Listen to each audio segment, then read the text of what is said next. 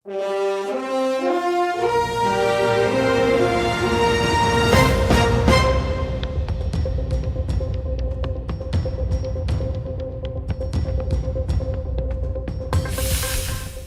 نەبێت. فراکسیۆنی پارتی لە بەغدا ڕایگەیاند کە ئەوان هەموو کارێک دەکەن تا دکتۆر بەرهەم ساڵح نەبێتەوە بە سەرۆکۆماری داهاتووی عێراق.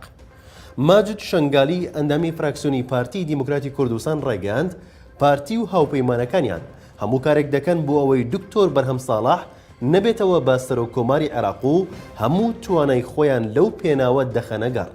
پەرلەمانتارەکەی پارتی ئەوەشی ئاشکرا کرد کە ئامانجیان ئەوەیە بەرهەم ساڵح لە پۆستی سەرۆکایەتی کۆمار دوور بخەنەوە لە ئەگەری دوورخستنەوەی ڕێبەر ئەحمەد کاندیدی حیزبەکەشیاندا.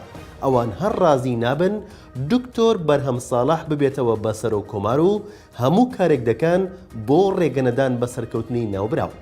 سەبارەت بە هۆکاری بوونی ئەو ڤیدۆیی پارتی لەسەر دکتۆر بەرهەم ساڵح ماجد شنگالی ئاماژەی بەوە کردووە کە ئەوان هەرگیز ئەوەیان بیر ناچێتەوە کە 2 کورسی پەرلەمانیان لەدەستداوە کە ئەوان دکتۆر بەرهەم بە هۆکاری لەدەستدانی ئەو 2 کورسیە دەزانن. لەبارەی دوورخستنەوەی هۆشیار زێباری لە کاندیدبوون بۆ پۆستی سەرۆکۆمار پەرلەمانتارەکەی پارتی ئاماژەی بەوە کرد کە بابەتی دوورخستنەوەی زێباری بە ئاسانی تێناپەڕێت بە سەریاندا و قەرەبووی ئەوەش دەکەنەوە. لەلایەکی ترەوە سەبارەت بە کاندیدبوونی لەتیف ڕەشید بۆ پۆستی سەرۆکۆمار سۆزان منسوور وتەبێژی فراکسیۆنی یەکێتی ئەوەی ئاشکرا کردووە کە کاندیدی فەرمی یەکێتی نیشتیمانی کوردستان تەنها دکتۆر بەرهەم ساڵحە و هەموو پشتیوانێکی دەکەنەوە.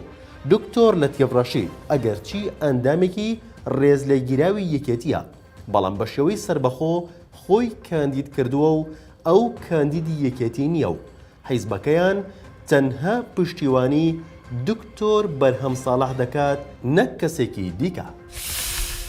السيناريوهات ستختلف. نحن لدينا سيناريوهات كثيرة لحد هذه اللحظة.